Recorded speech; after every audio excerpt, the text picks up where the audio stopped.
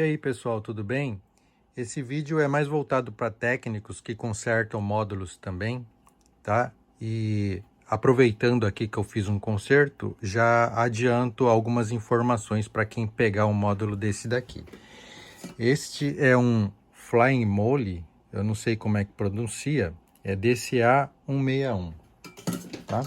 Ele não ligava e, bom, logo seguindo aqui a linha de entrada, eu me deparei aqui com este conjunto, que é aquele do acionamento do remote, né?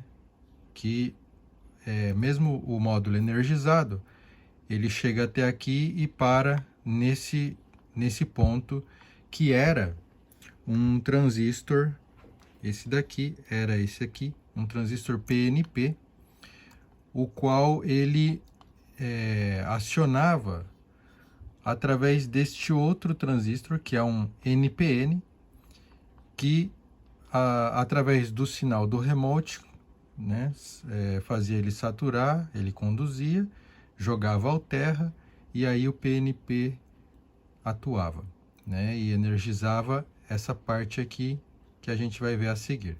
Então esse foi o primeiro problema, só que aí a gente tem que ver por que queimou, né, por que foi estragar esse transistor. E eu não tinha outro desse aqui, é um PNP, e só que eu, como não tinha, eu coloquei aqui um MOSFET. Aí para colocar o MOSFET aqui, eu tive que fazer algumas alterações, que foi aqui nesse resistor aqui R205, eu baixei de 100K para 10K. E esse outro aqui, que é o R206, eu tirei o de 1K e coloquei um jumper, né? Um de 0 aqui. Então, a hora que ele satura, ele joga o gate do MOSFET no terra, e é um canal P, né? E ele conduz e alimenta a placa nesse ponto aqui. É a alimentação da placa aqui mesmo, né? E essa placa, ela vai fazer a alimentação dessas outras duas placas aqui, que essas duas placas vai fazer o PWM para o transformador e fazer o aumento da tensão aqui, nesse ponto. Então você já fica sabendo, aqui a gente vai ter 234 volts aqui, de ponta a ponta, né? Desse ponto para cá. E nesses dois pontos aqui é 155 e nesses dois aqui é 79, ok? Mas não estava funcionando, a gente não tinha tensão nenhuma aqui. E eu descobri que o problema era nessa placa que está aqui. Eu vou virar aqui o módulo.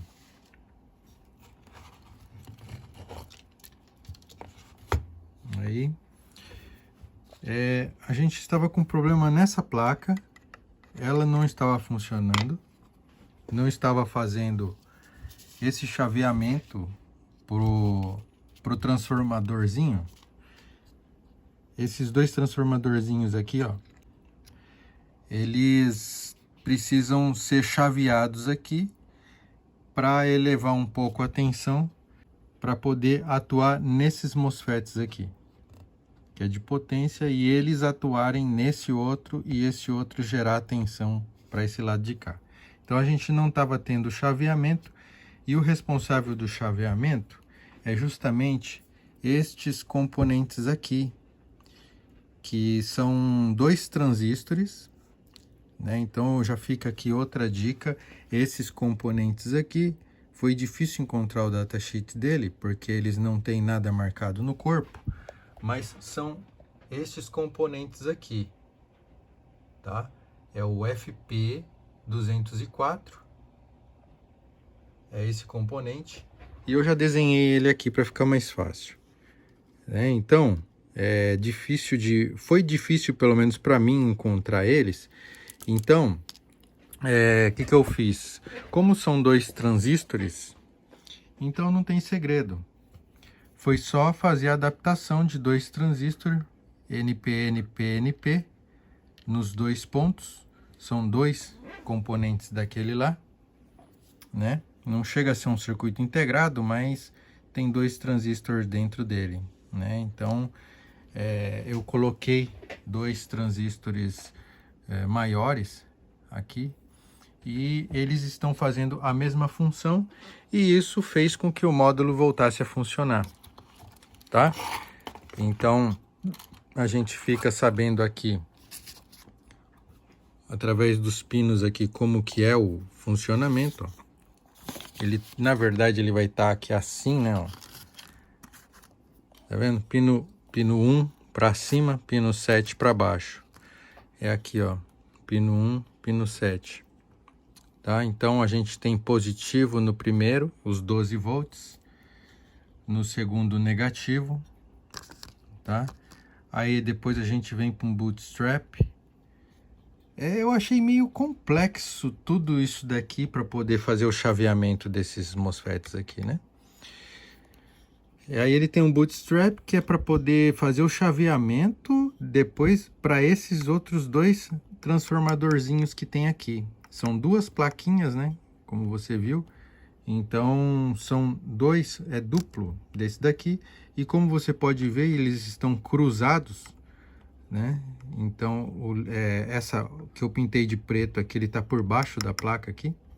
Então a gente vê que já está cruzado o funcionamento deles, né? Então eles funcionam um inverso do outro, e já sai aqui, ó, através desses pontos aqui, ó, desses resistores, já dá para saber que vai para os gates dos MOSFETs, que vai fazer o chaveamento do transformador maior, ok?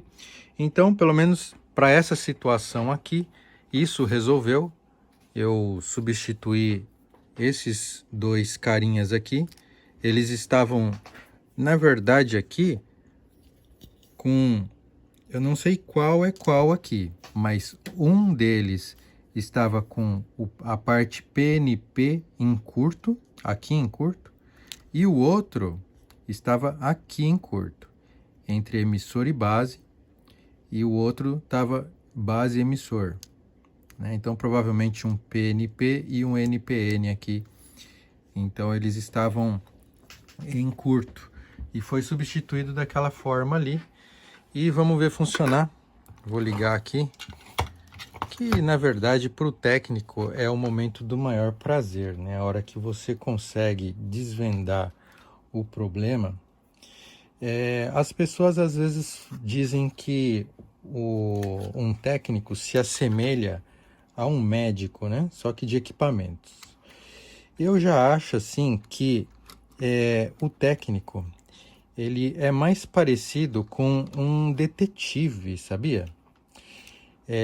O detetive, ele vai pegar um caso e vai analisar, e aí ele vai entrar num mundo, né? Digamos que esse aqui é o mundo, e existe os culpados aqui dentro.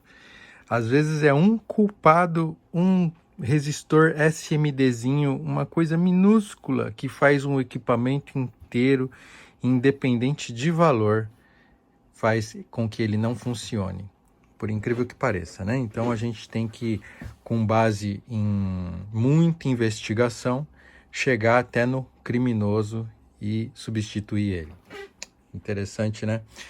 Então tá aqui todo ligado os fios. Vamos ligar também uma entrada de áudio. Vou pegar um aqui. Já tinha deixado pronto. Aqui uma entradinha de áudio. Vou ligar aqui qualquer coisa. Vamos lá. Deixa rolando ali. Vamos energizar.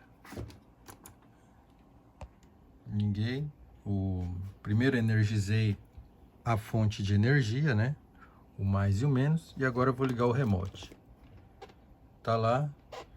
Ele consome pouco. Uns 800 mA. 800 mA mais ou menos. E tá aí, funcionando. Vou aumentar um pouco. Eu não vou pôr muito áudio aqui. Mas tá aí, voltou a funcionar. Ele nem ligava. LEDzinho aqui aceso. E mais um aparelho resolvido. Falou? Se te ajudou de qualquer forma aí, dá uma força aí também. beleza? Dá um joinha aí, se inscreve e aquela coisa e tal. Falou? Abraço, até o próximo.